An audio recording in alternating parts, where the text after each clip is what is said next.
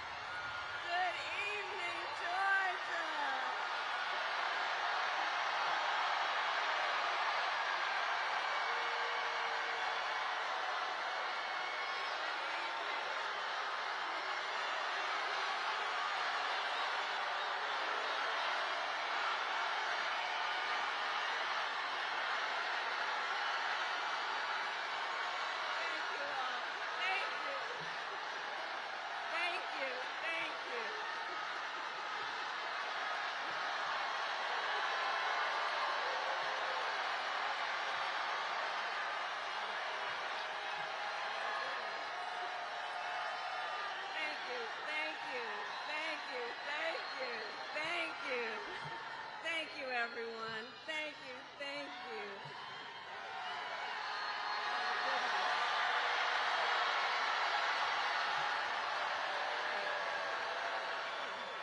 Thank you all. Thank you very much. Thank you, everybody. Oh, it's good to be back in Georgia. Thank you, everyone. Can we please hear it for Tyler?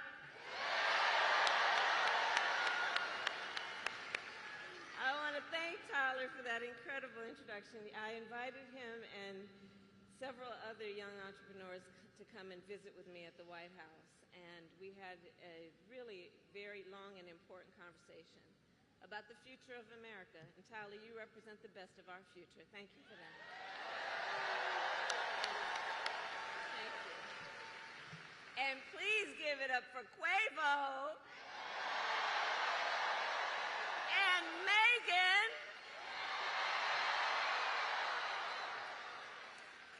So it is so good to see everyone. And let me also thank our incredible members of Congress who are with us this evening. Senator John Ossoff, Senator Raphael Warnock, and Representative Nikema Williams. To Mayor Andre Dickens, thank you for welcoming me back to Atlanta. And thank you to the great Stacey Abrams for your extraordinary leadership. So, Georgia, it is so good to be back. And I am very clear. The path to the White House runs right through this state. And you all helped us win in 2020, and we're going to do it again in 2024. Yes, we will. Yes, we will. So let's get right down. So I'm gonna get into some business now. Okay, I'm gonna get into some business now. All right. So Georgia, as many of you know, before, and have a seat if you have a chair.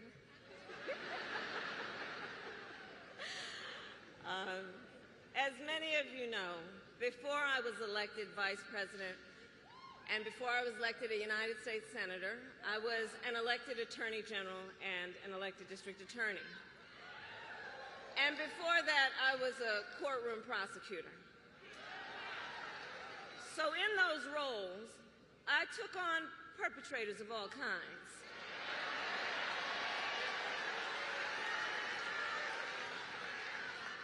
Predators who abused women. Fraudsters who ripped off consumers. Cheaters who broke the rules for their own gain. So hear me when I say,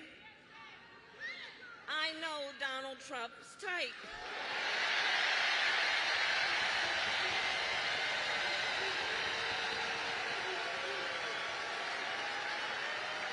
I know the type. And I have been dealing with people like him my entire career.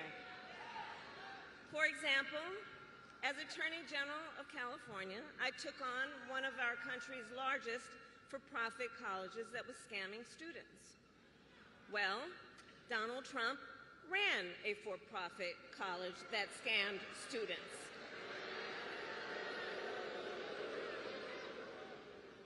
As a prosecutor, I specialized in child sexual abuse cases and sexual abuse cases. Well, Trump was found liable for committing sexual abuse. And as an Attorney General, I held the big Wall Street banks accountable for fraud. Donald Trump was just found guilty of fraud. 34 counts.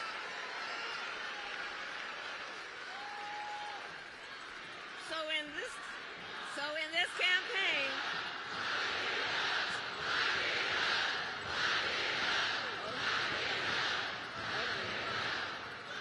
in this campaign, I will proudly put my record against his any day of the week. Any day of the week. Including, for example, on the issue of immigration. So I was the Attorney General of a border state. In that job, I walked underground tunnels between the United States and Mexico on that border with law enforcement officers. I went after transnational gangs, drug cartels, and human traffickers that came into our country illegally. I prosecuted them in case after case, and I won. Donald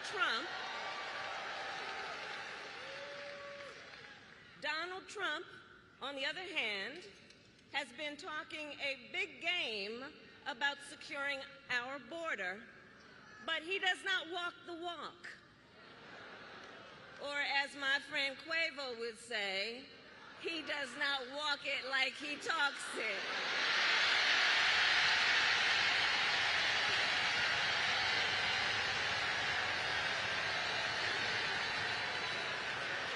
Where's Quavo?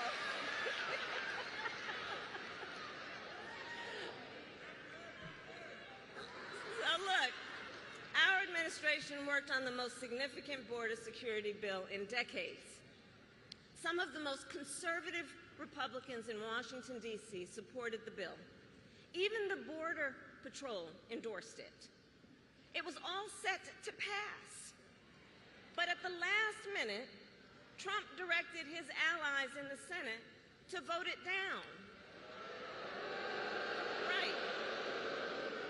He tanked the bipartisan deal because he thought it would help him win an election.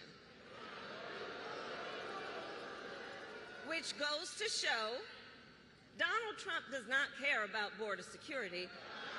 He only cares about himself.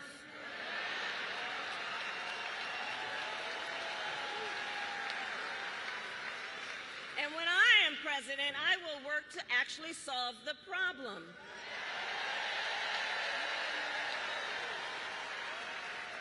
So here is my pledge to you.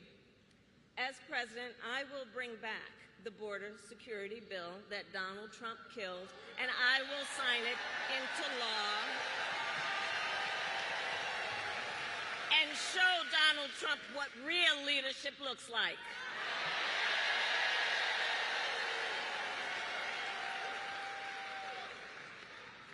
But make no mistake, this campaign is not just about us versus Donald Trump. Truly, this campaign is about two very different visions for our nation.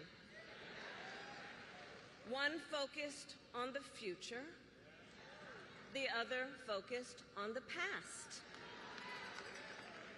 We believe in a future where every person has the opportunity to build a business, to own a home, to build intergenerational wealth, a future with affordable health care, affordable child care, paid leave. And all of this is to say, building up the middle class will be a defining goal of my presidency.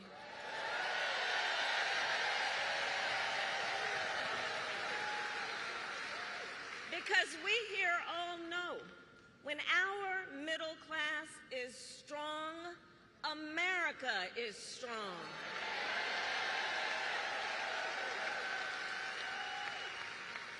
And to keep our middle class strong, families need relief from the high cost of living so that they have a chance not just to get by, but to get ahead.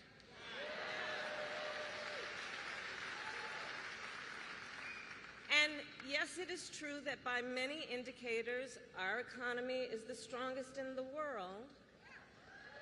But while inflation is down and wages are up, prices are still too high.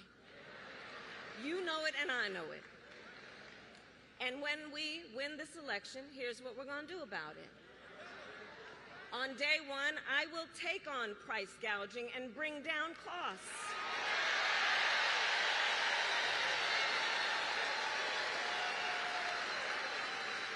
We will ban more of those hidden fees and surprise late charges that banks and other companies use to pad their profits.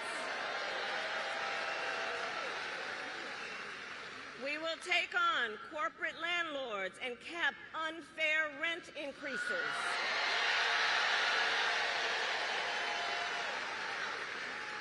And we will take on Big Pharma to cap prescription drug costs for all Americans.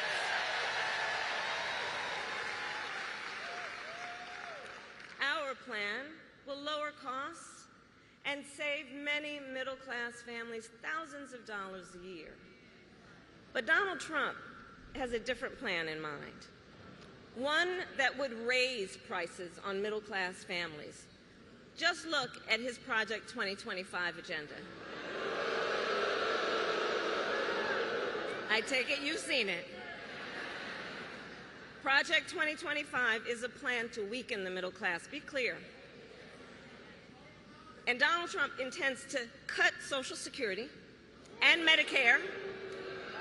He intends to give tax breaks to billionaires and big corporations.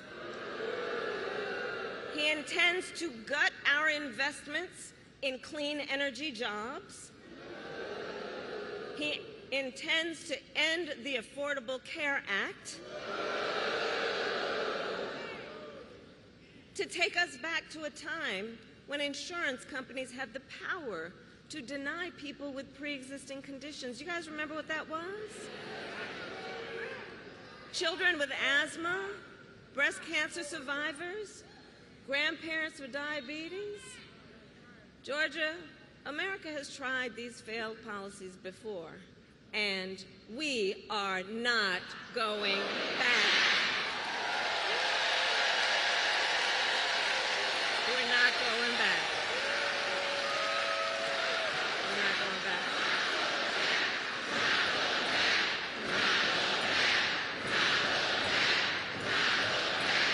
That's right. And we are not going back because ours is a fight for the future. And it is a fight for freedom. Across our nation, we are witnessing a full-on assault on hard-fought, hard-won freedoms and rights.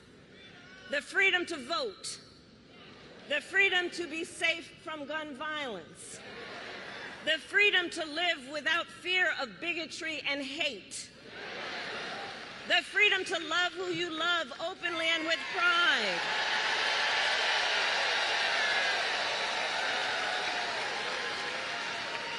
the freedom to learn and acknowledge our true and full history.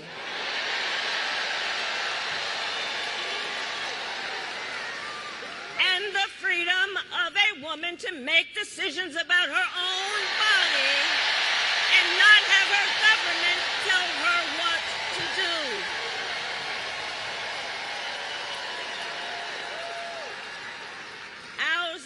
fight for the future and for freedom. And I don't have to tell folks in Atlanta that generations of Americans before us led the fight for freedom. And now, the baton is in our hands.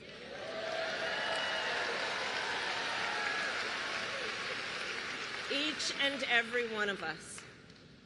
And we love our country. We love our country. And I believe it is the highest form of patriotism to fight for the ideals of our country.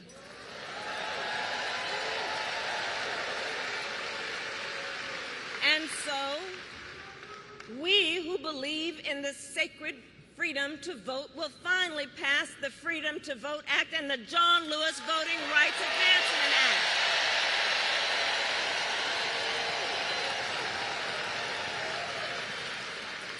We who believe in the freedom to live safe from gun violence will finally pass universal background checks, red flag laws, and an assault weapons ban. We who believe in reproductive freedom will stop Donald Trump's extreme abortion bans, and when Congress passes a law to restore reproductive freedoms, as President of the United States, I will sign it into law.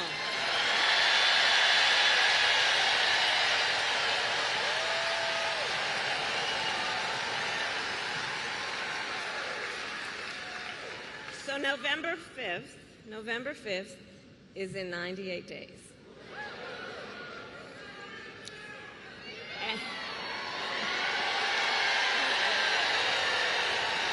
So, in 98 days, and let's level set. Friends, let's level set. We have a fight in front of us. We have a fight in front of us, and we are the underdogs in this race. We are. But you see, this is a people-powered campaign. Ours is a people-powered campaign. In fact, after I announced my candidacy, we saw the best week of grassroots fundraising in presidential campaign history.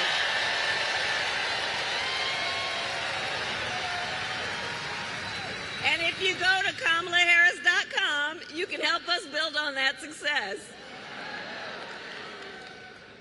So the momentum in this race is shifting. And there are signs that Donald Trump is feeling it. You may have noticed. So last week, you may have seen, he pulled out of the debate in September he had previously agreed to.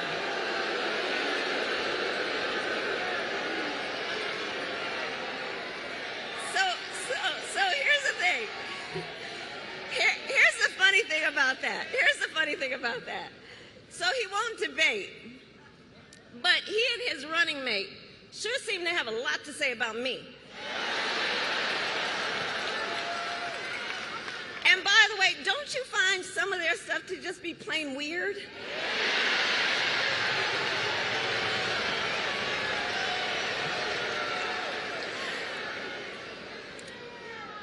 Well, Donald,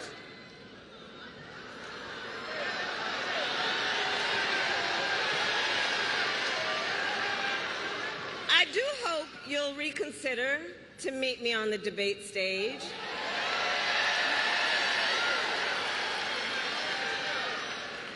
Because as the saying goes, if you've got something to say, say it to my face.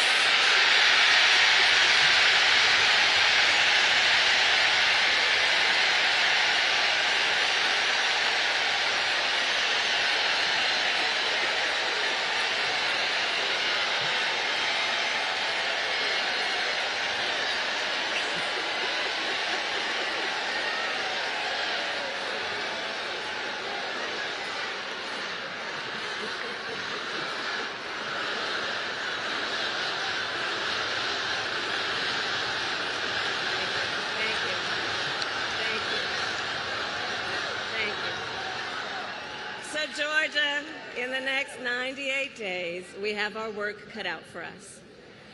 And this is not going to be easy. This is hard work, but we like hard work. Hard work is good work.